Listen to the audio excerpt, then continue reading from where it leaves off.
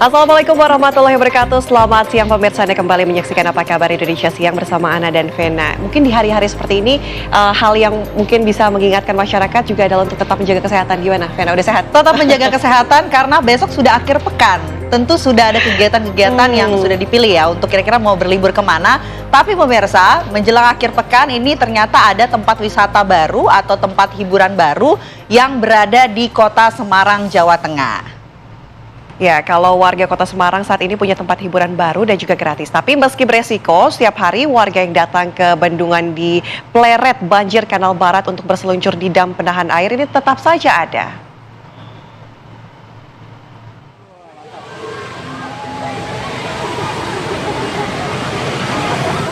Beginilah suasana setiap sore di Bendungan Pleret, Sungai Banjir Kanal Barat, Kota Semarang.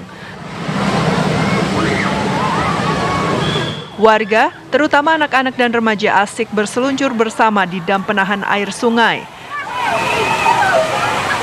Ada ratusan orang yang tiap hari datang, baik yang berseluncur maupun yang melihat sambil menikmati suasana sore. Mereka memanfaatkan air sungai yang mengalir melintasi beton dam, lalu meluncur seperti orang berselancar. Maka jadilah tempat hiburan bagi warga kota Semarang dan gratis. Sebenarnya ini bukanlah tempat wisata resmi, tapi mereka tetap nekat untuk mencari hiburan yang menyenangkan. Padahal ini bisa beresiko bagi mereka yang bermain air, apalagi tidak ada pengaman standar dan tidak ada pengawasan. Sejak dahulu, tempat ini sering dipakai anak-anak bermain, tapi tidak sebanyak sekarang. Mencari hiburan aja Pak, sensasi lah, kan Semarang kan kurang itu Pak, kurang tempat hiburan. Nah di sini hiburan, nanti kalau misalnya ketelan banjir itu nasib namanya Pak. Mereka yang berseluncur lebih dahulu kumpul di bagian atas dam, lalu membentuk formasi bersama. Setelah itu serentak meluncur ke bawah. Ramainya Bendungan Pleret membawa berkah bagi warga sekitar. Ada yang berjualan makanan, ada juga yang membuka tempat parkir. Dalam sehari, juru parkir dadakan bisa meraup uang ratusan ribu rupiah. Lumayan untuk ekonomi warga sekitar. Ya parkir ini ya? Ya parkir. Dulu sebelum ini nggak kayak gini? Nggak kayak gini, tapi untuk pelorotan memang udah budaya turun-temurun dari dulu.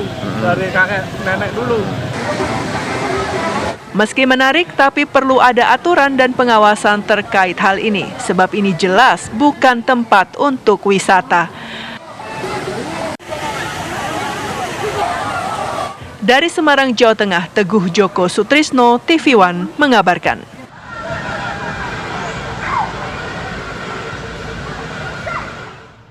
Informasi lainnya untuk Anda pemirsa, penertiban bangunan rumah di atas tanah PT KAI di Jember, Jawa Timur ini berlangsung ricuh. Penghuni rumah menolak dikosongkan rumahnya. Jumat pagi PT KAI Daop 9 Jember menertibkan 6 bangunan rumah yang dibangun di atas tanah milik PT KAI.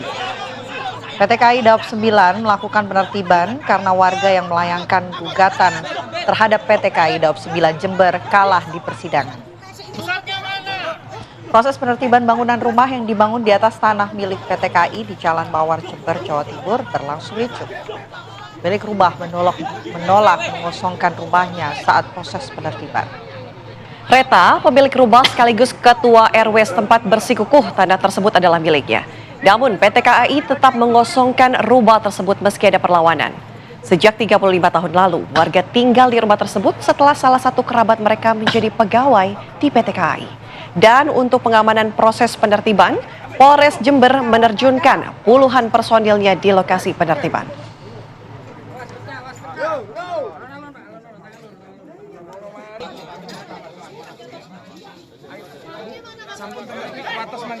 Barang-barang metal gitu. Monggo agak geser. Kami hadirkan informasi lainnya untuk Anda pemirsa. Aksi penipuan modus gendam dengan sasaran wanita lanjut usia di Kota Semarang ini berhasil diungkap oleh aparat kepolisian. Sebelumnya komplotan ini juga telah beraksi di sejumlah wilayah di Jawa Barat.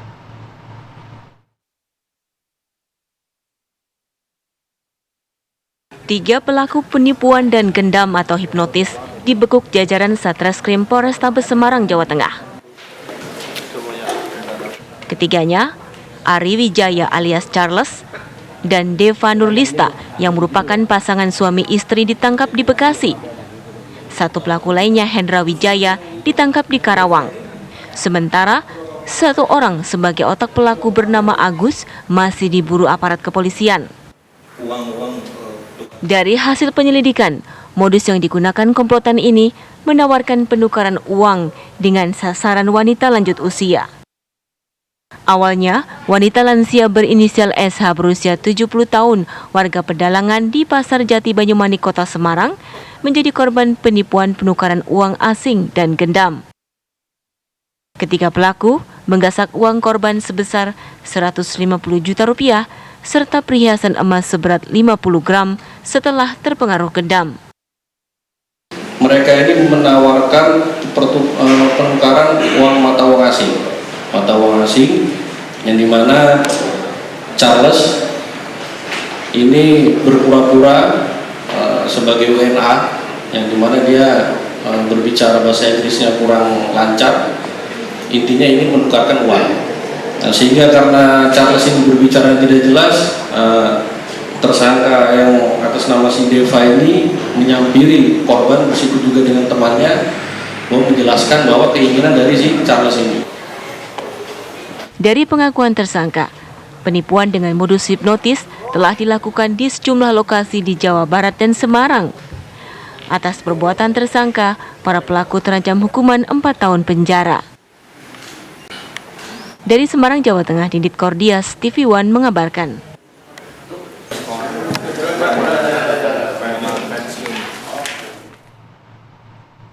Kita ke informasi lainnya, pemirsa. Pimpinan Pondok Pesantren Al Zaitun, Panji Gumilang, disambut meriah oleh pengurus pesantren dan ribuan santrinya usai bebas menjalani masa hukuman 1 tahun penjara. Panji Gumilang sebelumnya divonis 1 tahun penjara atas kasus penodaan agama yang dilakukan di Ponpes Al Zaitun.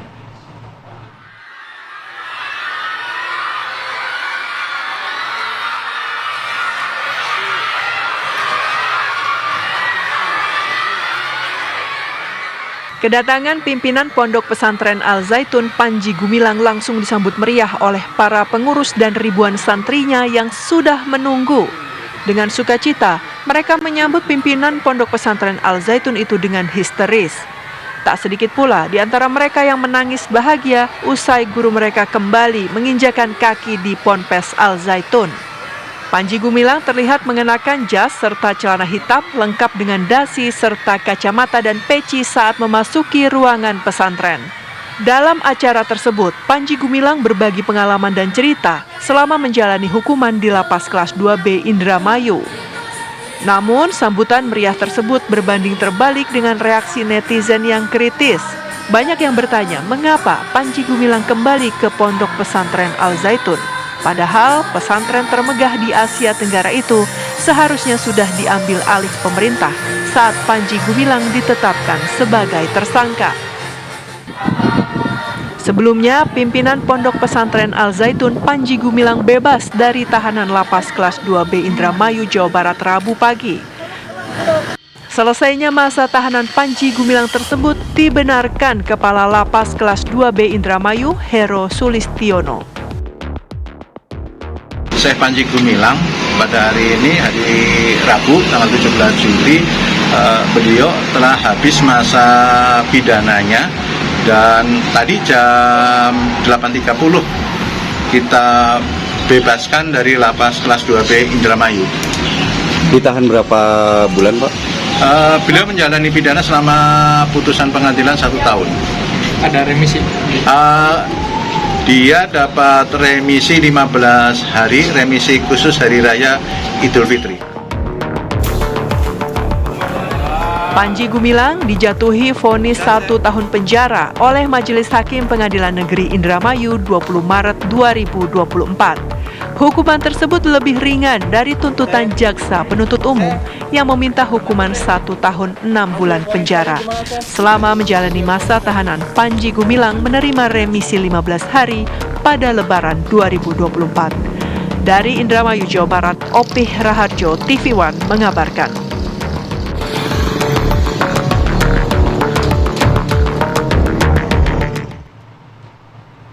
Kami hadirkan informasi lainnya untuk Anda, pemirsa. Oknum polisi berinisial AK yang bertugas di Polsek Tanjung Pandan di Kabupaten Belitung melakukan aksi pencabulan terhadap wanita anak di bawah umur di kantor Polsek Tanjung Pandan. Peristiwa ini terjadi saat korban berinisial NC bersama 2 orang temannya hendak melaporkan kejadian tindak pidana pencabulan yang dialami korban saat berada di panti asuhan. Setelah korban bertemu dengan pelaku AK dan diarahkan untuk masuk ke salah satu ruangan sendirian untuk dilakukan pemeriksaan.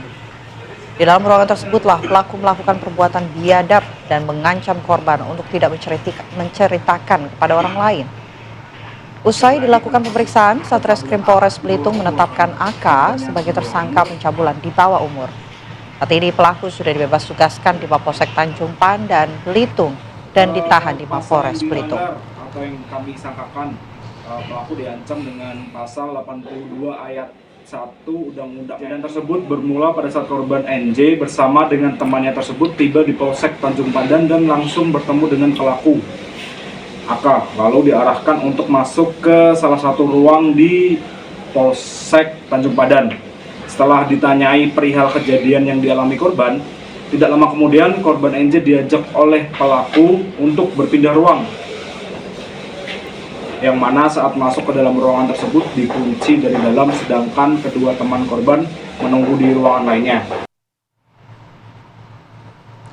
Ya, pemirsa, kita hadirkan informasi lainnya untuk Anda. Tumpukan sampah terus memenuhi jalanan di Kabupaten Pemalang, Jawa Tengah. Selain menimbulkan bau busuk, tumpukan sampah yang memakan badan jalan ini juga mengganggu warga yang melintas.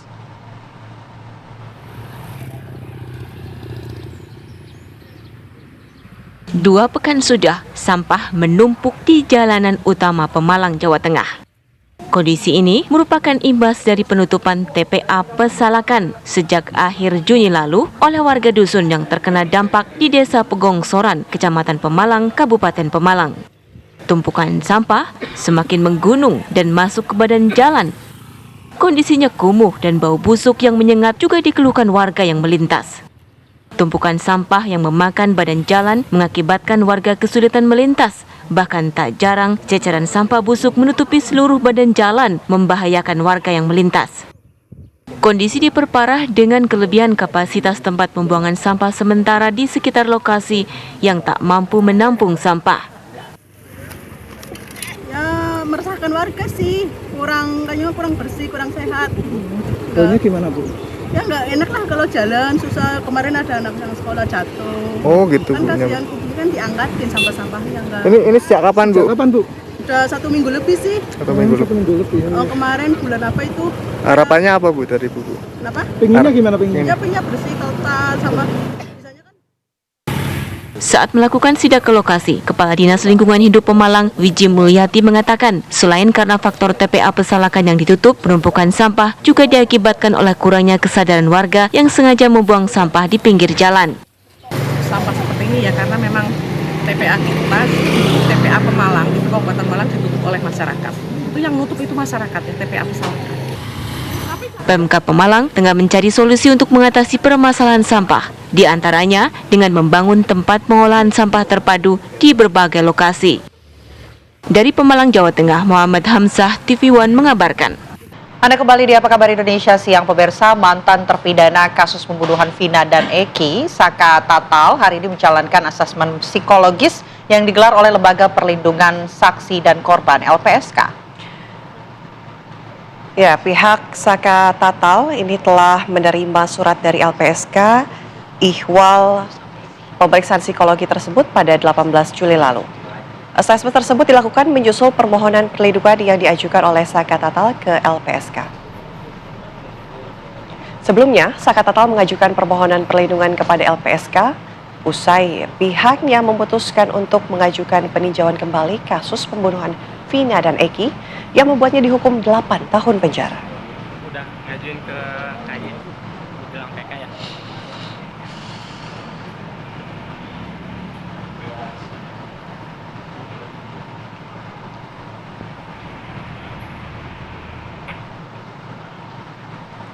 Pemirsa, Saka Tatal, mantan terpidana kasus pembunuhan Vina dan Eki, menyiapkan 4 novum atau bukti baru yang akan diajukan dalam sidang peninjauan kembali kasus yang pernah membuatnya dihukum 8 tahun penjara.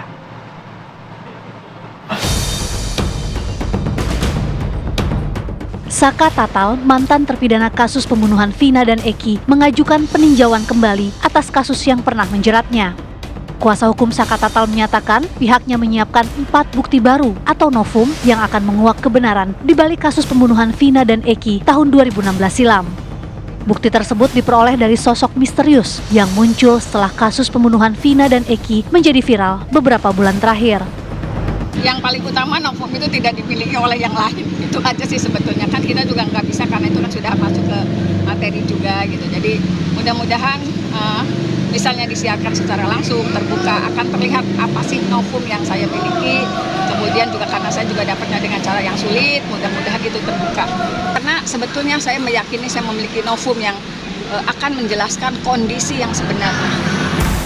Saka Tatal juga akan menghadirkan sejumlah saksi ahli yang akan mengurai berbagai kejanggalan kasus, termasuk adanya perbedaan penyebab kematian Vina dan Eki. Nah, saksi-saksi ahli tentu saja yang akan mengkaji apakah betul, apakah waktu itu kan ada hasil otopsi yang menyatakan akibat kematiannya adalah karena retakan tulang tengkorak belakang.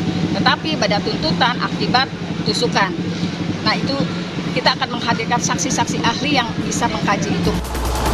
Kubu Saka Tatal berharap sidang peninjauan kembali di Pengadilan Negeri Cirebon pada 24 Juli 2024 mendatang berlangsung terbuka. Dari Jakarta, Dava Akbari, TV One mengabarkan.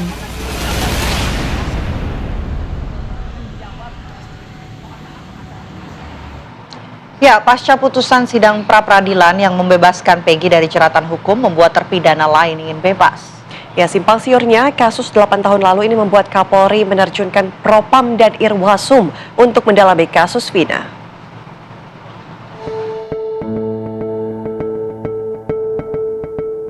Sidang pra-peradilan Peggy Setiawan di Pengadilan Negeri Bandung, Senin 8 Juli 2024 lalu, menjadi lembaran baru untuk kasus pembunuhan Vina dan Eki.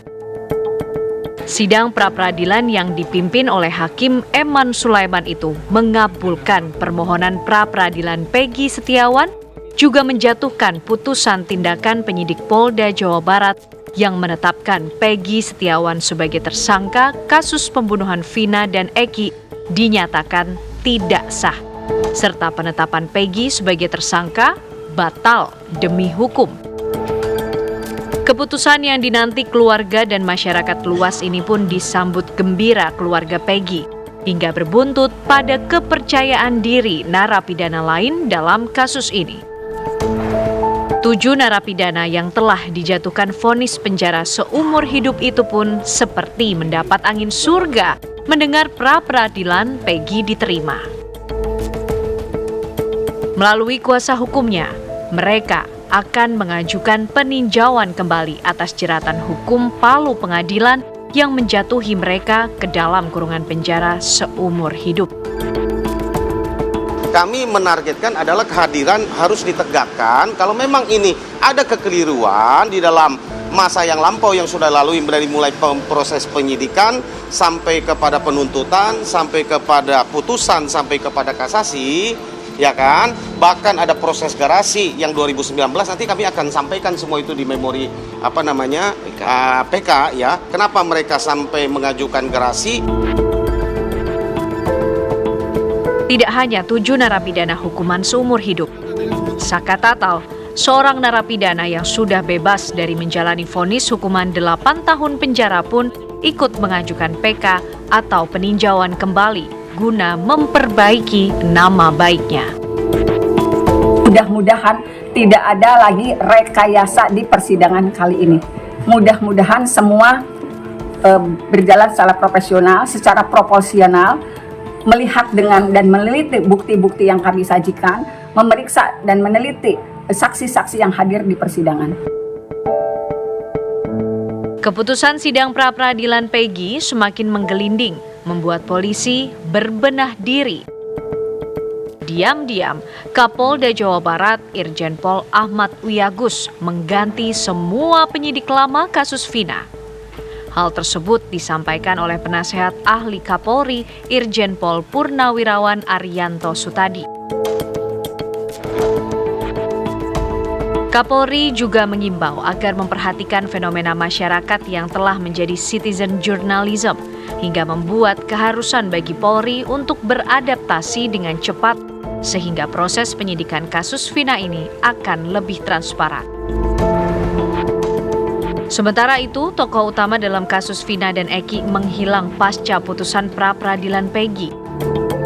Aep, saksi yang menyebabkan 8 terpidana dan 1 tersangka Peggy Setiawan dijebloskan ke penjara, mendadak menghilang bagai ditelan bumi. Aep menjadi sosok yang berkoar-koar dan memberikan kesaksian melihat para pelaku di malam kejadian pembunuhan Vina dan Eki di Cirebon 8 tahun silam. Begitupun dengan Rudiana, ayah Eki. Polisi berpangkat Ibtu itu tidak terlihat di kantor dan rumahnya yang beralamat di Jalan Sitameng, Desa Sutawinangun, Kecamatan Kedaung, Kabupaten Cirebon, menghilang. Iya betul itu rumahnya. Nggak pernah, pokoknya sejak kejadian itu udah tutup aja, nggak pernah keluar. Biasanya sih sering jalan-jalan apa. Sholat Jumat biasanya. Sampai manakah ujung kasus Vina dan Eki ini?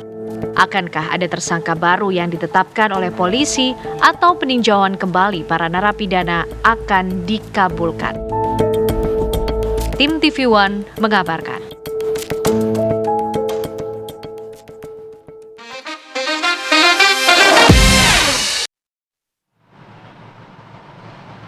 Kita beralih ke informasi lainnya, pemirsa. Ini diduga alami depresi. Seorang wanita muda warga Depok, Jawa Barat mengamuk dan menaiki atap mobil yang terparkir di Jalan Hasbi, Kampung Bali, Tanah Abang, Jakarta Pusat saat digelar razia PPKS di kawasan Tanah Abang, Jakarta Pusat.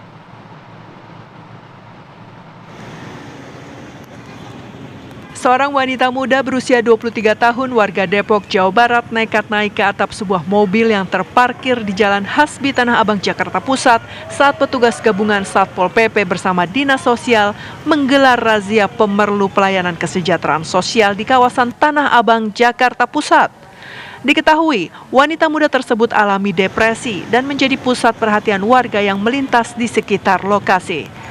Petugas Dinas Sosial bersama Satpol PP mendapatkan laporan langsung mengamankan wanita tersebut dan membawa ke Rumah Sakit Duren Sawit, Jakarta Timur untuk dilakukan penanganan. Kita sudah mengamankan satu orang wanita yang mengalami gangguan kejiwaan. Kebetulan ada di Kampung Bali, di Kelurahan Kampung Bali, dan wanita itu adalah warga Depok, 23 tahun, yang sekarang sudah kami bawa ke Rumah Sakit Duren Sawit untuk dilakukan penanganan selanjutnya oleh dokter. Sementara tak jauh dari lokasi, petugas gabungan yang mendapatkan laporan adanya PPKS berhasil mengamankan seorang pria pengemis yang sempat menabrak pengendara sepeda motor hingga terjatuh saat coba kabur dari incaran petugas. Dari Jakarta, Asben Benef, TV One mengabarkan. Ya, kita beralih menuju ke Yogyakarta, pemirsa. Ini warga Kulon Progo, daerah istimewa Yogyakarta, digegerkan dengan video yang diduga pocong sedang membonceng pemotor. Video itu terekam oleh kamera CCTV Polsek Lendah yang kemudian viral di media sosial.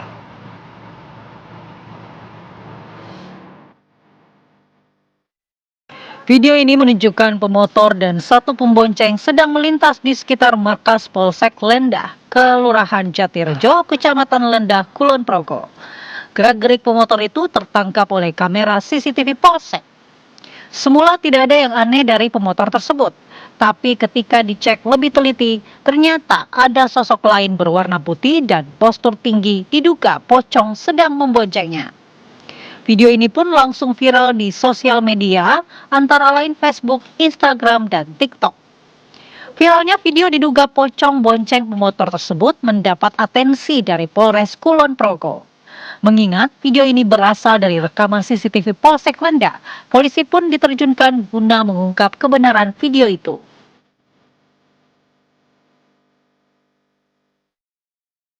Sepeda motor itu untuk dikonfirmasi apakah pada malam hari itu hanya berboncengan 2 atau berboncengan 3 dengan yang bonceng paling belakang yang diasumsikan pocong itu apakah gaib atau nyata.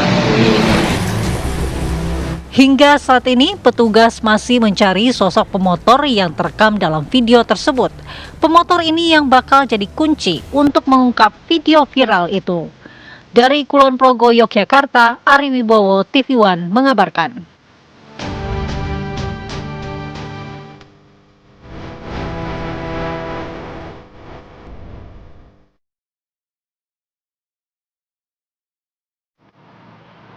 Pemirsa, pria di Kabupaten Pringsewu, Lampung yang menggelar hajatan perayaan perceraian dilaporkan ke polisi oleh istrinya sendiri. Sesaat lagi informasinya untuk Anda. Didampingi kuasa hukumnya, Natalia Diah Ayung Nintias, warga Pringsewu, Lampung, melaporkan Rian Maulana, pria yang menggelar hajatan perayaan perceraian ke Polda Lampung. Rian merupakan suami dari pelapor. Natalia menyatakan masih berstatus sebagai istri sah Rian Maulana dan belum ada keputusan hukum tetap pada perceraian dengan Rian.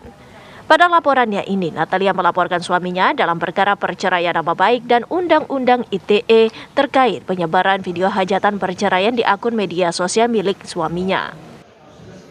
Ya, kalau memang kami sudah bercerai secara sah, mungkin saya tidak masalah ya. Tapi kan kami masih suami istri secara sah negara begitu, dan lumayan membuat keluarga dan beban mental untuk saya, beban moral pastinya.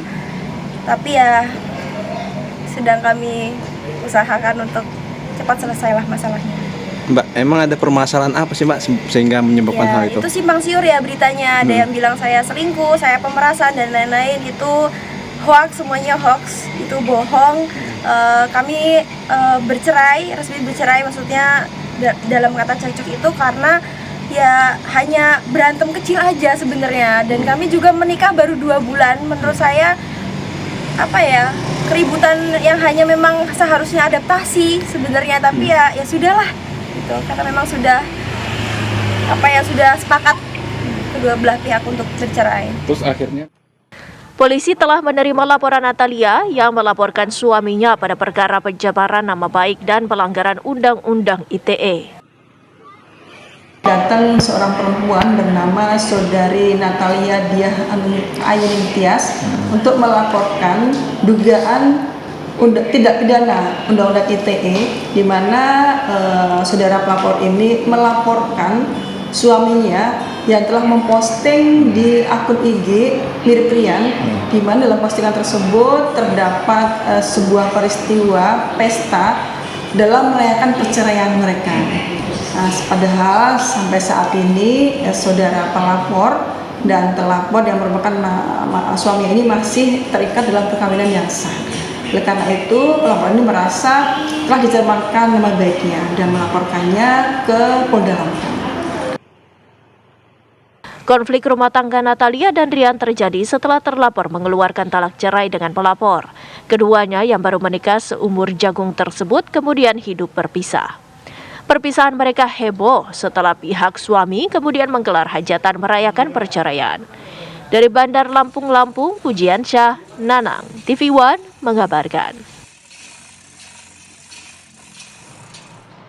Ya, kalau sebelumnya kita sudah mendengarkan keterangan dari pihak suami ya. Sekarang kita ajak Anda pemirsa untuk mengetahui dari sisi istri. Sudah hadir bersambung melalui sambungan virtual ada Mbak Natalia Diah Ayung Nintias. Selamat siang, Mbak Natalia. Selamat siang. Oke, Mbak Natalia, ini kan kabarnya melaporkan suami ya. Kenapa melaporkan suami, Mbak? Ya karena kan beliau mengadakan acara pesta perceraian yang padahal kami ini belum sepakat untuk bercerai. Sedangkan berita yang artinya dia mengadakan acara. Oke, Mbak Natalia mohon maaf, boleh mikrofonnya didekatkan ke bibirnya Mbak, biar kami bisa mendengarkan suara Mbak Natalia lebih jelas. Oh iya. Oke, Mbak Natalia sudah bisa mendengar kami? Jelas ya? Oke. Silakan Mbak diulang Mbak, sudah. kenapa alasan melaporkan suami sendiri ke pihak kepolisian? Ya, saya ini, ya betul. Karena suami saya mengadakan pesta perceraian yang akhirnya membuat viral di media sosial dan sangat netizen memojokkan saya, bahkan keluarga besarnya pun memojokkan saya, seolah-olah saya ini perempuan yang hina dan padahal saya ini belum sah secara negara. Lalu dia mengadakan pesta perceraian yang sangat viral, yang akhirnya membuat mental saya sangat sangat terluka lah, apalagi keluarga besar saya pasti sangat terpukul mendengar berita tersebut, seolah-olah saya ini wanita yang sangat hina. Padahal acara tersebut bisa dilaksanakan, tapi saya ini masih istri sahnya beliau gitu loh, belum ada gugatan yang masuk, saya belum menggugat beliau dan dia pun belum menggugat saya gitu. Dan artinya dia mengadakan acara tersebut yang sudah mengundang banyak orang, ya itu artinya berita bohong dong gitu. Oke, Mbak Natalia, tapi katanya sudah sah bercerai secara agama. Ini masih proses persidangan. Betul, bilangnya secara agama ya, tapi kan bahkan kedua belah pihak saja belum dipertemukan. Kita menikah dua belah pihak keluarga, masa iya bercerai tiba-tiba dia yang minta tiba-tiba cuma bilang cerai, habis itu dia mengadakan acara pesta perceraian. Memang semudah itu. Tapi proses pengadilan memang saat ini sedang berlangsung? Setelah saya laporan ke Polda kemarin, beliau kabarnya sudah menggugat saya. Oke, tadi seperti yang Mbak Natalia sampaikan bahwa berita di luar sana itu simpang siur begitu mengenai alasan perceraian dari Mbak Natalia dan juga suami. Tapi jika Mbak Natalia ingin menceritakan begitu, apa sebetulnya yang menjadi alasan perceraian antara Mbak Natalia dan juga suami, Mbak? Kami ini hanya ribut kecil aja sebenarnya, Mbak. Saya ini sudah berjuang meninggalkan karir saya yang pertama, lalu yang kedua saya sudah rela berpindah agama demi suami saya, dan karena suami saya membuat pesta perceraian yang akhirnya viral dan netizen ini memojokkan saya seolah-olah saya ini perempuan yang hina, saya pemerasan uang suami saya gitu. Padahal saya ini tidak bekerja ya karena permintaan suami saya, tapi kenapa keluarganya beliau bilang saya pemerasan dan lain-lain. Ya pasti keluarga saya tidak terima dong, seolah-olah saya ini yaitu perempuan yang hina, yang patut untuk dirayakan gitu. Oke, Mbak Natalia, delik apa yang diajukan kepada pihak kepolisian pada saat melaporkan? Hanya masalah kecil. Kenapa? Delik apa Mbak yang dilaporkan terhadap suami Mbak Natalia saat ini kepada pihak kepolisian? Yang pertama pastinya berita bohong. Yang kedua pencemaran nama baik. Karena pihak keluarganya beliau sudah beberapa kali memposting wajah saya dengan kata-kata yang tidak mengenakan dan fitnah. Mbak, memangnya dulu pada saat mau menikah dengan suami itu juga tidak dapat restu dari mertua ataupun keluarga dari suami Mbak Natalia? Kebalik Kak, malah saya yang tidak dapat restu dari orang tua. Karena kan saya yang pindah agama, pasti keluarga besar saya yang nggak setuju. Oke, lantas kalau boleh tahu sudah berapa lama Mbak menikah dengan suami Mbak Natalia? Baru 2 bulan, sangat seumur jagung. Baru 2 bulan kemudian memutuskan untuk bercerai. Apakah sempat sebelumnya ada pembicaraan antara suami dan istri mengenai perceraian yang kemudian akan dilayangkan begitu? Sudah ada Kak, tapi kan beliau ini awalnya malah minta balik sama saya. Sayanya yang nggak mau. Saya ini malah bilang saya masih berharap, ayo kita balik baik-baik. Silakan datang ke rumah gitu loh, minta maaf sama orang tua saya. Saya masih berharap seperti itu, tapi malah baru sebulan, saya tunggu sebulan, ternyata nggak ada kabar. Nggak lama saya kaget dengar berita suami saya mengadakan pesta perceraian. Oke, tapi untuk Masih mengadakan ribut-ribut kecil, pesta Kak, perceraian sebenarnya. ini juga nggak minta izin begitu ke Mbak Natalia dan juga keluarga? Tidak ada konfirmasi sama sekali, tidak ada. Oke. Untuk komunikasi Yang jelas hingga saat keluarga ini saya- apakah masih terjalin? Gimana? Tidak sama Komunikasi sekali. masih terjalin? Tidak sama sekali. Semua akses diblokir sama beliau. Oke. Baik. Yang jelas keluarga saya kalau sangat Mbak terpukul. iya silakan Mbak. Iya, silakan. Iya, yang jelas keluarga saya pas sangat terpukul, dan sekarang pekerjaan saya terkena imbas dari video viral tersebut. Saat ini pekerjaan saya jadi di cancel, dan keluarga saya juga mendapatkan hinaan dari lingkungan masyarakat terkait video viral tersebut. Oke, Mbak Natalia, tahu bahwa suami ini menggelar pesta perceraian itu dari mana, Mbak Natalia? Apakah diberitahu oleh pihak keluarga atau dari media sosial? Dari mana? Dari media sosial, di-share linknya ke WhatsApp. Oke, apa yang kemudian ingin disampaikan kepada suami Mbak Natalia jika melihat tayangan hari ini? Ya, lebih baik kita berdua ngobrol dulu lah, maksudnya sepakat untuk bercerai secara keluarga baik-baik, kalau masih bisa dibicarakan baik-baik gitu. Kalau memang enggak, ya sudah terjadi. Baik. Tentu kita juga berharap permasalahan antara Mbak Natalia dan juga suami ini bisa diselesaikan dengan secara baik-baik, dan semoga sehat selalu untuk Mbak Natalia dan juga keluarga. Terima kasih banyak atas waktunya di Apa Kabar Indonesia Siang. Selamat siang. Ya, dan pemirsa, kami harus jeda terlebih dahulu. Usai jeda kami kembali dengan informasi mengenai terduga pelaku pemerkosaan terhadap anak kandungnya hingga hamil ini berhasil ditangkap sesaat lagi. Beginilah suasana penangkapan Ali Arwin yang berhasil ditangkap tim Reskrim Gagak Hitam Polres Padang Pariaman setelah berusaha kabur selama 3 hari. Terduga berhasil diamankan di kawasan Kayu Tanam, Kabupaten Padang Pariaman. Ali Arwin yang merupakan caleg gagal pada Pileg DPRD Padang Pariaman ditangkap karena diduga memerkosa putri kandungnya, RPW, puluhan kali hingga hamil dan melahirkan bayi. Dalam melakukan aksi bejatnya, pelaku mengiming-imingi putri kandungnya uang Rp10.000. Perbuatan bejat caleg gagal tersebut dilakukan sejak anaknya berusia 12 tahun, saat itu masih duduk di kelas 6 SD. Lihatin aja. Pelaku mengancam korban agar perbuatan bejatnya itu tidak diketahui orang lain. Udah sering. Sejak kapan? Sejak tahun 2020. Tahun 2020. Apa yang bikin nafsu kepada anak sendiri? Hah? Hah? Kilaf masak berulang kali. Gimana itu? Hah? Abang caleg? Abang caleg apa?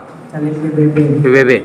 Kejadian ini dimulai dari tahun 2020. 2020 di sekitar bulan Juni, saat itu si korban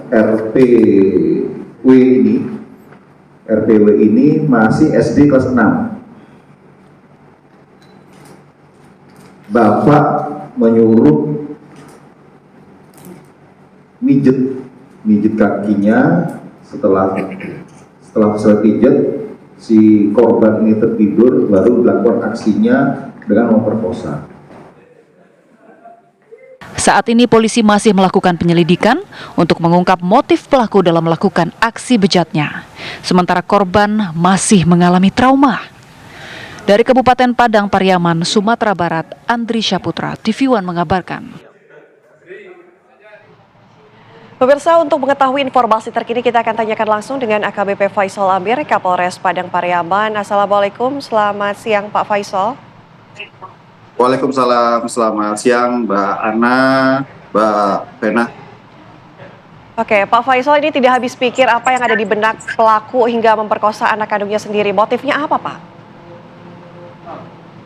Berdasarkan hasil penyidikan yang kami lakukan, baik kepada korban dalam hal ini anaknya sendiri dan kepada pelapor yang disampaikan oleh ibu atau istri dari tersangka, ini memang tidak disangka dalam hal satu rumah tangga terjadi satu kejadian atau pidana pemerkosaan di bawah umur. Dalam hal ini itu anak kandungnya sendiri.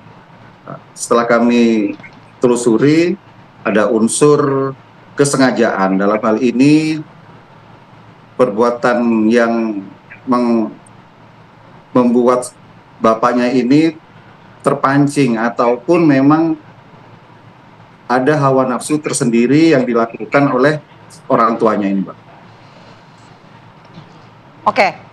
Pak, ini informasinya pelaku melakukan aksinya sejak tahun 2020 kalau tidak salah. Ini apakah juga keluarga ataupun istri tidak mengetahui aksi pelaku yang sudah lama dilakukan ini, Pak? Jadi dari kronologis yang ada, dari tahun 2020, 5 tahun yang lalu, itu sejak RPW ini, atau korban ini di SD kelas 6, itu sudah terjadi satu pemerkosaan yang dilakukan oleh bapaknya ini, dilakukan secara terus-menerus selama 3 tahun pertama. Kemudian pada memasuki tahun keempat, si korban ini mengalami perubahan fisik, dalam hal ini hamil, itu, Pak. Nah, pada saat mau diperiksa kepada bidan, ada 2 bidan yang kami masih periksa nantinya. Yang pertama adalah bidan yang pada saat usia kandungan itu 4 bulan, itu tidak ditemukan satu indikasi kehamilan. Kemudian pada saat usia yang ke-7 bulan, itu baru indikasinya langsung menyatakan ini hamil. Kami melihat tenggang waktu mengapa dari tahun 2020 hingga tahun 2024 ini tidak ditemukan gelagat ataupun kecurigaan dari istri, dalam ini ibu dari korban. Dan si anak pun setelah kami periksa memang ada tertekan, ada pressure yang kuat dari si bapak ini. Oke, Pak Faisal, ini kan saat ini anaknya sudah melahirkan ya Pak ya. Untuk akhirnya kasus ini terbongkar, apakah karena sudah melahirkan atau pada saat diperiksa di usia 7 bulan itu Pak? Kasus ini terbongkar sejak satu keluarga ini diungsikan, Mbak. Jadi pada saat usia kehamilan 7 bulan, ini diungsikan ke Pekanbaru, sehingga tidak menimbulkan satu stigma negatif dari tetangga. Akhirnya di Pekanbaru dilahirkan secara sesar, itu di tanggal 1 Juni 2024. Setelah melahirkan umur 1 bulan, baru kembali lagi ke kampung di Lubu Alung, Padang Pariaman.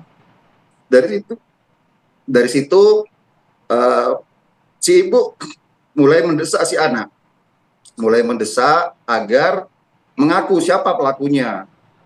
Awalnya memang tidak mengakui secara langsung, namun desakan dari saudara dari si korban ini ada 3 orang, dan itu melakukan macam kumpul keluarga, dan akhirnya menunjuk bapaknya yang melakukan. Dan sejak dilakukan mediasi keluarga, itu baru bapaknya langsung melarikan diri selama 3-4 hari di hutan. Pak, tadi Anda katakan bahwa anaknya atau korban ini mengalami tekanan berat begitu, depresi. Saat ini penanganan kondisinya juga seperti apa? Penanganan yang diberikan untuk sisi psikologis dari sang anak ini apa, Pak? Tadi pagi dari Dinas Pemberdayaan Perempuan Anak Kabupaten Padang Pariaman sudah berkoordinasi dengan Polres melakukan trauma healing, Pak. Jadi dari tim Polres dan dari pemerintah daerah kabupaten itu sudah melakukan pendekatan, itu gabungan dari Dinas Kesehatan untuk melakukan pengecekan kepada si bayi dan ibunya, kemudian memberikan satu pendekatan trauma healing kepada orang tua, kepada saudara, dan kepada ibu yang baru melahirkan, dan melakukan koordinasi terkait sekolahnya. Jadi RPW ini, korban ini putus sekolah di kelas 3 SMP. Jadi bagaimana bisa melanjutkan dengan melalui koordinasi nantinya bisa sekolah dilanjutkan di kejar paket B gitu Pak. Itu sudah dilakukan pendampingan dan dilakukan bantuan.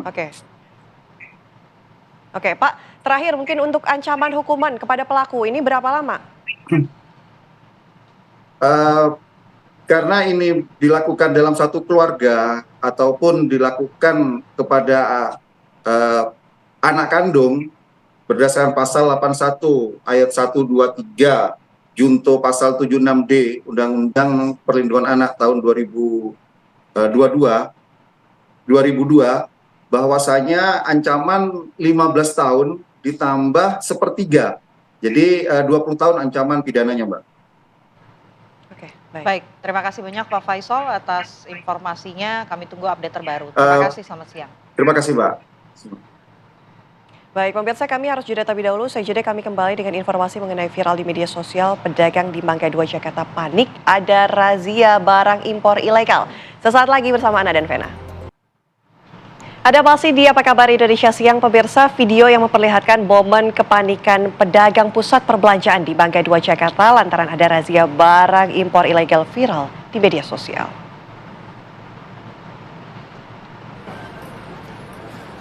Dalam video yang beredar viral di media sosial tersebut, nampak beberapa pedagang pusat perbelanjaan di Mangga 2 Jakarta panik mengemasi lapak-lapak dagangannya lantaran ada razia barang impor ilegal pada 15 dan 16 Juli 2024. Penertiban ini dilakukan untuk memberantas peredaran barang impor ilegal seperti pakaian, sepatu, tas, elektronik, produk keramik, dan lain sebagainya. Dalam operasi tersebut, petugas menyita sejumlah barang dari pedagang yang tak memiliki izin usaha dan tak dapat menunjukkan dokumen kepabeanan yang sah.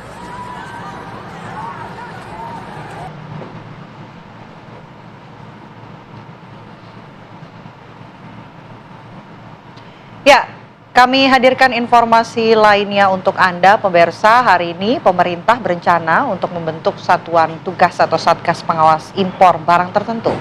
Ya, dan berikut adalah pernyataan Menteri Perdagangan Zulkifli Hasan terkait dengan pembentukan satgas tersebut. Yaitu satuan tugas pengawasan barang tertentu, jadi nggak semua, tertentu, yang diberlakukan tata niaga impornya. Satgas ini beranggotakan 11 kementerian dan lembaga, yaitu Kementerian Perdagangan, Kejaksaan Agung, Polri, Kementerian Keuangan, Kemenprin, Kemenkumham, BIN, BP POM, Bakamla, TNI AL, Dinas Provinsi Kabupaten Kota yang membidangi perdagangan dan Kadin. Karena daerah tentu juga harus pemerintah daerah. Tujuannya menciptakan langkah strategis dan pengawasan penanganan masalah impor, menciptakan koordinasi antar instansi efektif, pengawasan barang tertentu yang diberlakukan tata niaganya, dan kita saksikan ini belum apa-apa kok katanya sudah ada yang sidak, ada yang mana, toko tutup dan sebagainya. Berarti ini memang kan kelihatan memang banyak yang yang ilegal. Tugasnya antara lain melakukan inventarisasi permasalahan terkait dengan barang tertentu yang diberlakukan tata niaga impornya, ya, kemudian menetapkan sasaran, program dan prosedur kerja, melakukan pemeriksaan perizinan berusaha atau persyaratan barang tertentu yang diberlakukan tata niaga impornya, termasuk standar SNI dan pajak. Ya, pemirsa, pengacara kondang Hotman Paris Hutapea bersuara menanggapi razia barang impor ilegal yang viral di media sosial. Sebagai ahli hukum, Hotman Paris melihat razia di pasar tidak relevan. Berikut kami hadirkan pernyataan dari Hotman Paris. Barang impor dirazia di ITC Mangga 2. Gue jadi bingung sebagai ahli hukum. Dasar hukumnya apa ya? Kan barang itu kan sudah menjadi milik orang di toko. Barang itu sudah milik perorangan di toko, bukan barang dari orang yang mengimpor. Apakah caranya ilegal atau tidak, itu sudah tidak relevan. Karena barang itu sudah beralih ke pihak ketiga. dia sudah di dalam wilayah hukum Indonesia. Dia bisa ditangkap pada saat barang itu masuk secara ilegal. Kalau barang itu masuk secara ilegal, apakah dia palsu atau tidak? Tapi kalau sudah dia dengan aman, mungkin dengan sogok menyogok bisa masuk ke Indonesia, dan barang itu kemudian tas-tas palsu tersebut beralih ke pihak ketiga, yaitu pemilik toko eceran untuk dijual, terus apalagi dasar hukumnya mengkaitkannya sebagai barang import? Dia bukan barang import lagi, dia sudah menjadi milik seseorang secara domestik. Yang bisa membuat laporan polisi adalah pemilik merek asli, ya. Kalau merasa ada pemalsuan merek, tapi dirazia karena barang tersebut barang import, aku nggak melihat dasar hukumnya. Atau memang aku sudah mulai bodoh, atau memang saya kurang ngerti. Tolong dikasih saya pencerahan, oke? Ya, sudah ada rekan kami Felicia Amelinda di Mangga 2 Jakarta pasca heboh razia barang impor ilegal di sana. Kami ajak Anda bergabung bersama Felicia. Felicia, silahkan dengan laporan Anda. Ya, selamat siang Ana Vena dan juga pemirsa. Untuk situasi dan juga kondisi terkini di ITC Mangga 2 Jakarta Utara memang sudah kembali normal. Para pedagang dan juga para pemilik toko ini sudah berjualan kembali sejak tadi pagi pukul 10.00 waktu Indonesia Barat, yang mana ini juga merupakan jam buka operasional dari ITC Mangga 2 itu sendiri. Dan pemirsa, ini juga sudah bisa dilihat di layar kaca Anda pemirsa, para pengunjung maupun pembeli ini juga sudah mulai ramai untuk mendatangi ITC Mangga 2 kembali berbelanja. Dan memang di ITC Mangga 2 ini banyak sekali macam-macam yang dijual seperti pakaian, kemudian juga ada bagian yang mana menjual elektronik dan juga barang-barang lainnya.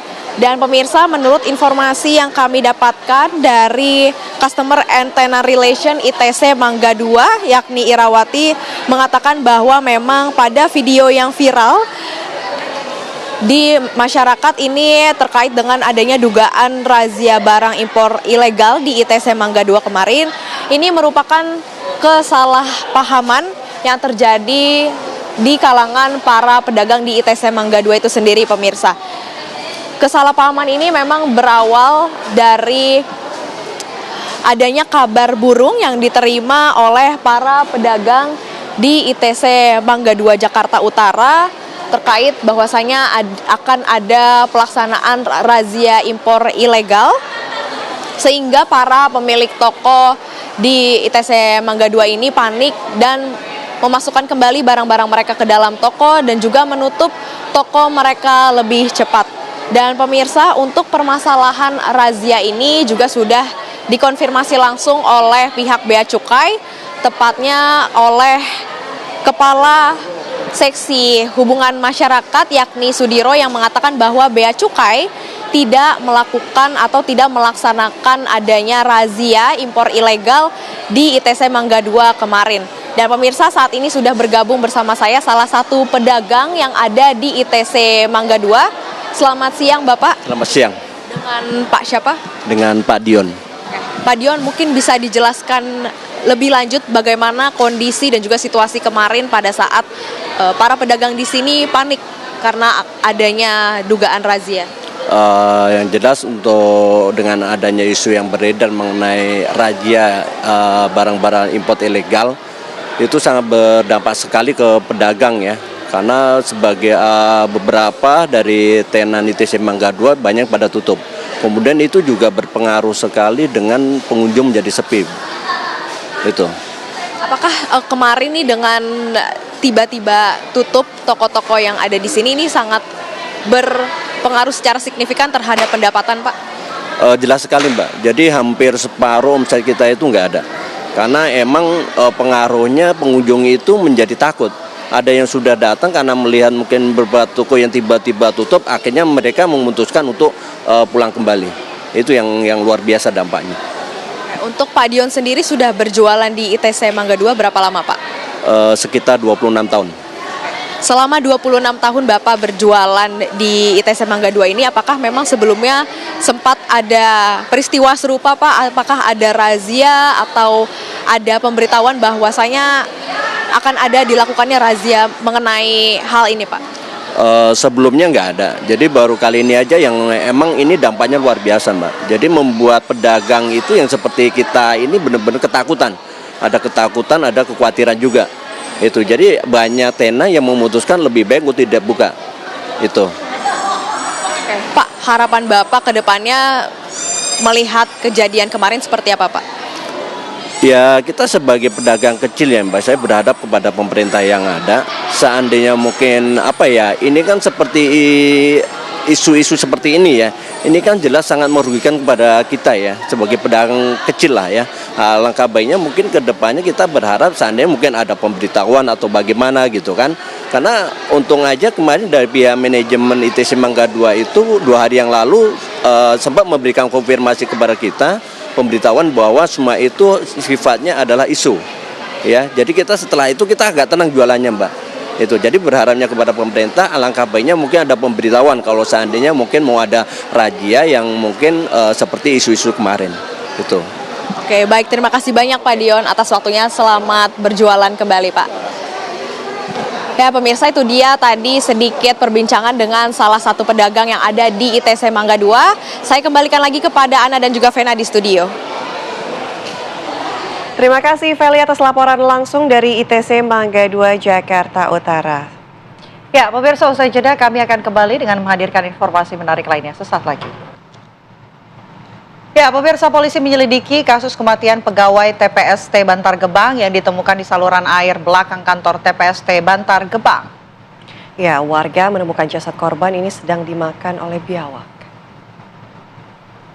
Korban ditemukan dalam kondisi kepala tertutup karung, tangan dan kakinya terikat tali rafia. Polisi memeriksa 11 saksi termasuk rekan kerja dan juga istri korban. Berdasarkan hasil pemeriksaan, korban diketahui bernama Waryanto, 53 tahun, dan sehari-harinya bekerja sebagai petugas kebersihan di UPST Bantar Gebang.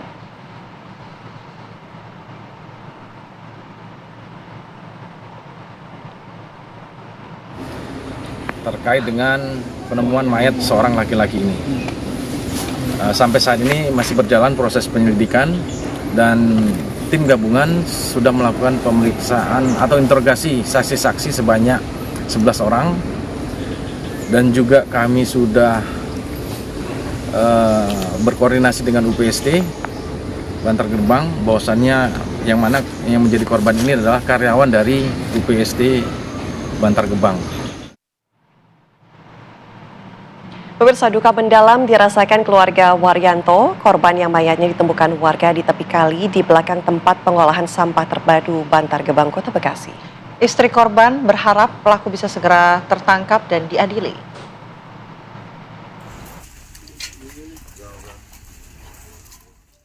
Warga Desa Cabean, Kecamatan Cepu, Kabupaten Blora, Jawa Tengah dikagetkan dengan kabar meninggalnya Waryanto yang jasadnya ditemukan warga di tepi kali di belakang tempat pengolahan sampah terpadu Bantar Gebang, Kota Bekasi pada Rabu sore.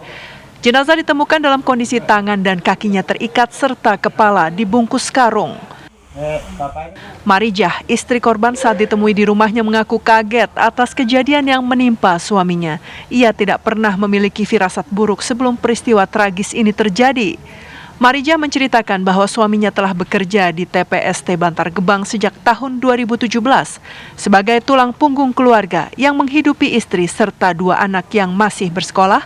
Waryanto terakhir kali pulang ke rumah pada akhir Juni dan terakhir kali berkomunikasi dengan Marijah pada Senin malam. Dan dapat kabar bahwa suami ibu ditemukan meninggal itu dari mana, Bu? Dari temennya sana, teman kerjanya.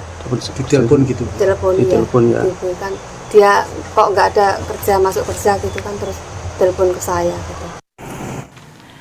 Marijah berharap pihak kepolisian dapat segera menangkap pelaku pembunuhan suaminya. Mereka pun meminta keadilan ditegakkan seadil-adilnya. Dari Blora, Jawa Tengah, Agung Wibowo, TV One mengabarkan.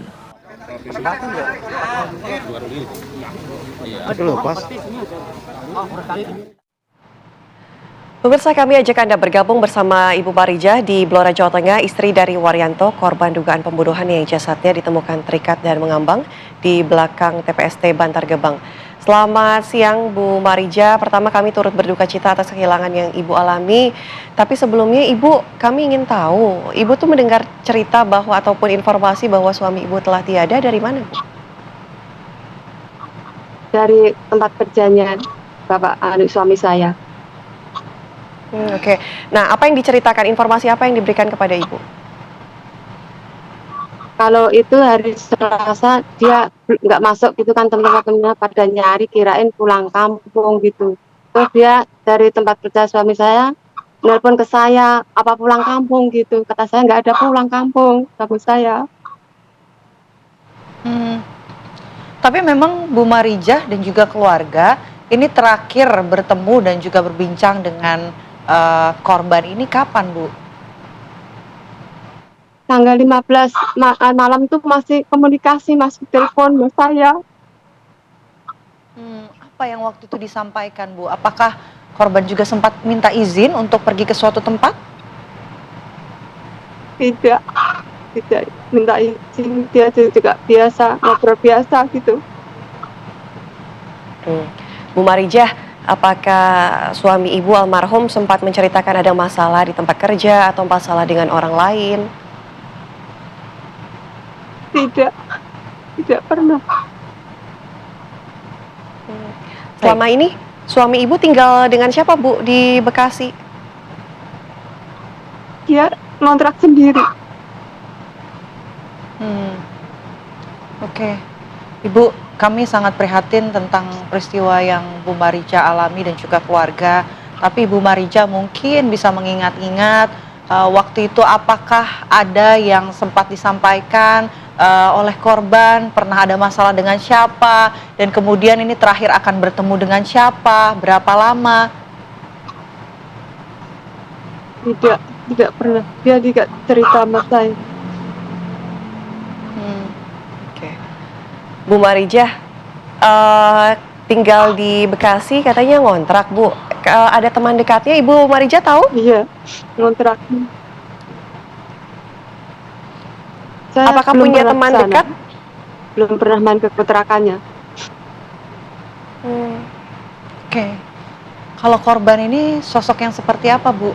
Biasanya apakah cukup sering begitu bersosialisasi dengan tetangga ataupun teman-teman? Saya kurang tahu, kan dia jauh, saya di kampung. Di sana saya tidak tahu sehari-harinya. Adakah teman dari korban yang Ibu ketahui nomor kontaknya atau mengenal? Tidak. Tidak ada. Apa yang kemudian disampaikan oleh pihak kepolisian, Bu, perihal dengan kematian dari almarhum suami Ibu? Tentang apa itu?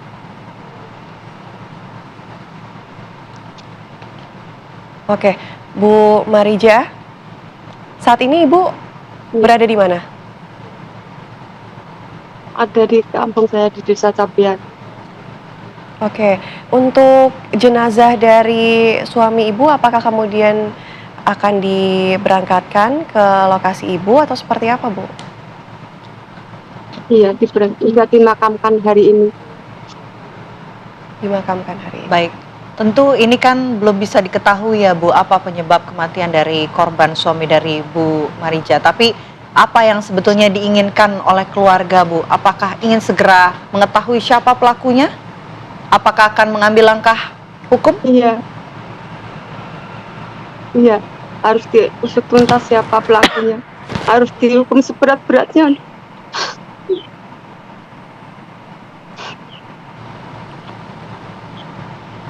Baik, Bu Marijah, sekali lagi kami turut berduka cita. Terima kasih sudah bergabung bersama kami di Apa Kabar Indonesia Siang. Semoga harapan Ibu dan juga keluarga tercapai ya. Artinya jika memang ini pembunuhan, pelaku segera diamankan, segera tertangkap. Terima kasih Bu Marijah. Assalamualaikum.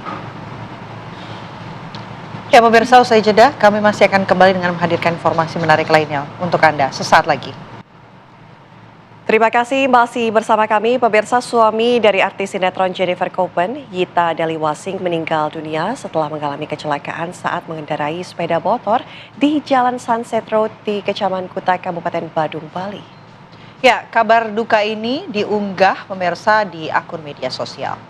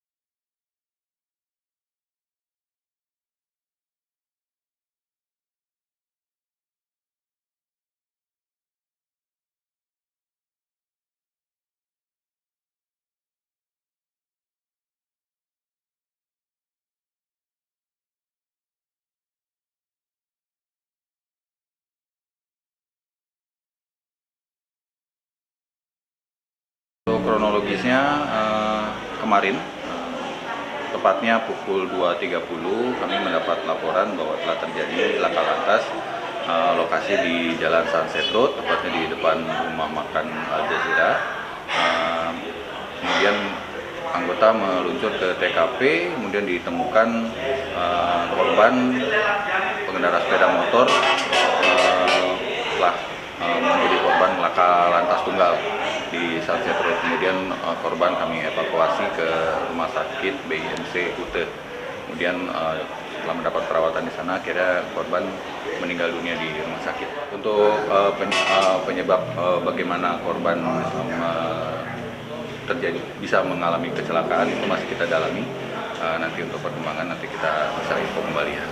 Situasi jalanan pada saat itu sepi, diperkirakan laka terjadi pada pukul 02.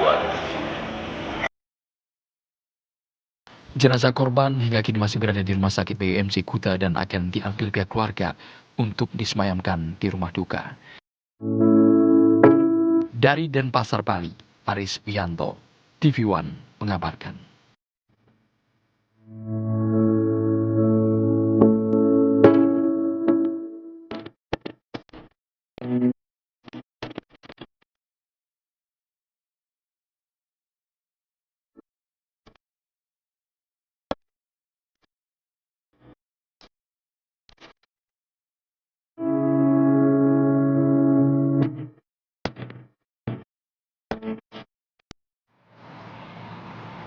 Ya, pemirsa, kabar duka datang dari dunia hiburan di tanah air. Suami dari aktris Jennifer Copen, Daliwasing, meninggal dunia pada Kamis dini hari dalam sebuah kecelakaan tunggal di Bali.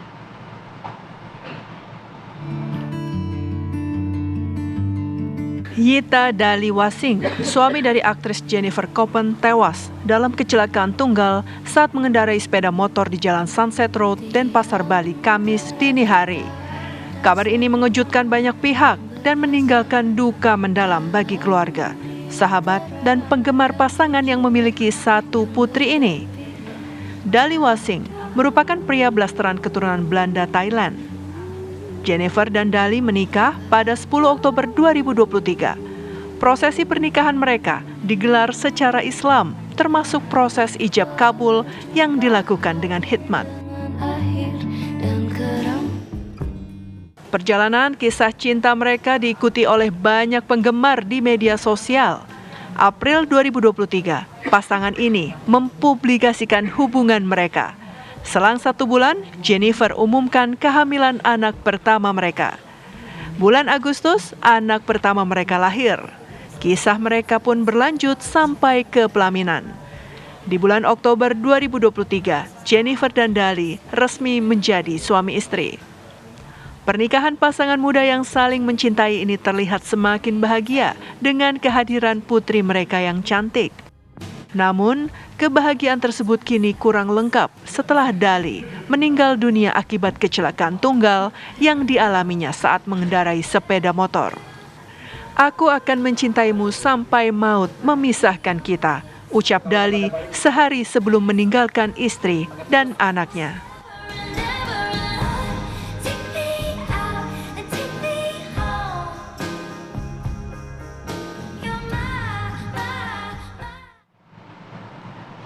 Ya pemirsa, kami harus jeda terlebih dahulu. Saya jeda, kami kembali dengan informasi lainnya untuk Anda sesaat lagi.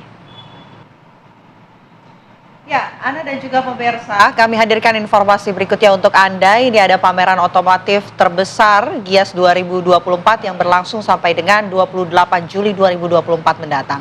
Lalu bagaimana jalannya pameran otomotif Gias 2024? Kami ajak Anda bergabung bersama Margareta Novita di sana. Margaret, silakan. Ya, selamat siang Ana, Vena, dan juga pemirsa. Betul sekali, saat ini saya berada di Gias dan bisa dilihat ini di belakang saya sangat amat ramai pengunjung. Tapi memang pemirsa, untuk Gias tahun ini merupakan Gias terbesar karena diikuti lebih dari 55 brand otomotif terkenal ataupun ternama yang ada di dunia. Dan kenapa sih ini event bisa sangat amat ramai? Ini saya mau ajak Anda untuk tanya kepada salah satu pengunjung yang ada di Gias. Selamat siang, Bang Andi. Ya, selamat siang. Ya, Bang, ini saya mau tanya nih, sebelumnya udah pernah ke Gias belum? Sebelumnya pernah, tahun 2022.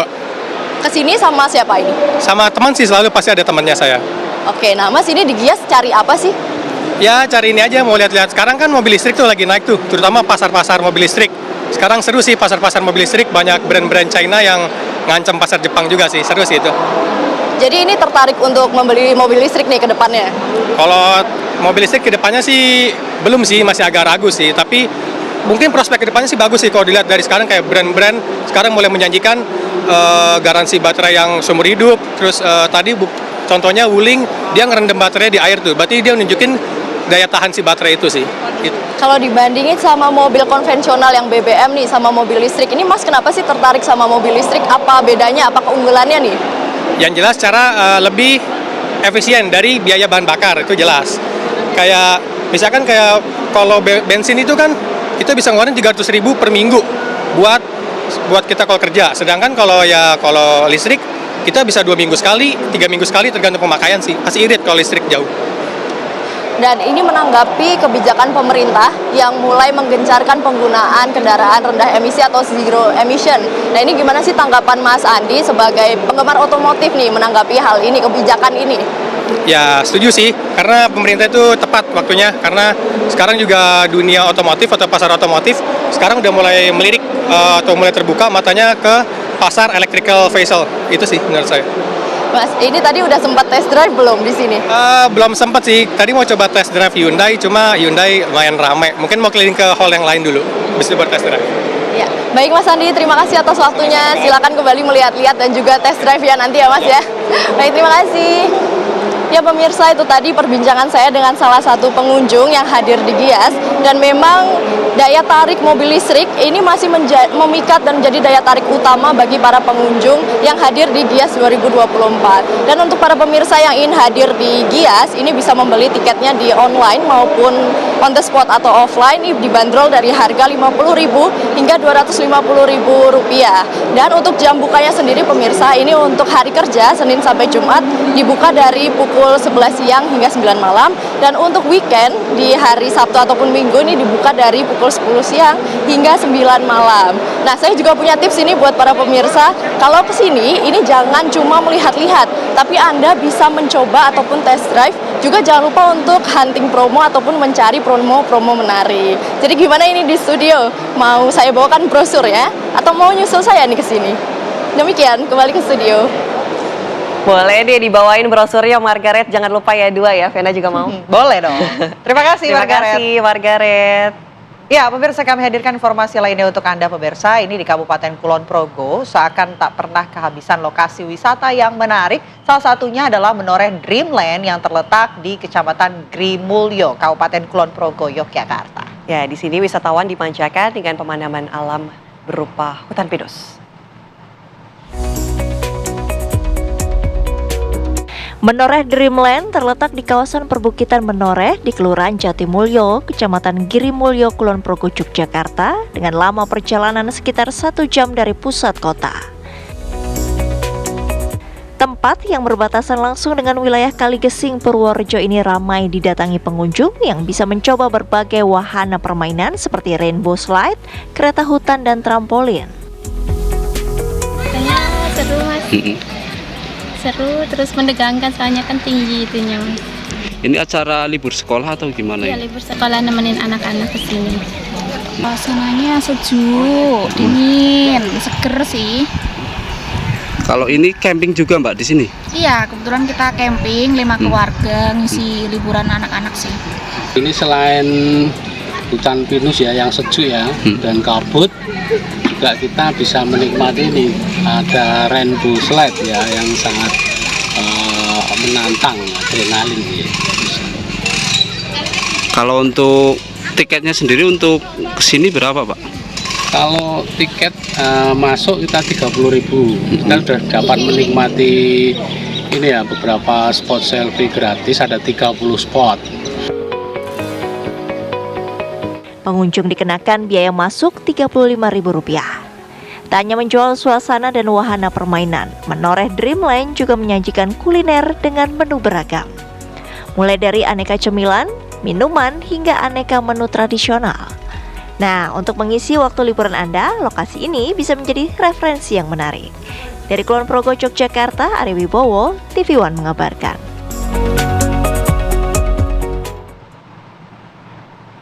Ya pemirsa, informasi tadi sekaligus menjadi penutup jumpa kita di Apa Kabar Indonesia Siang. Saya Natia Alita. Dan saya Vena Kintan pamit undur diri. Terima kasih pemirsa. Sampai jumpa.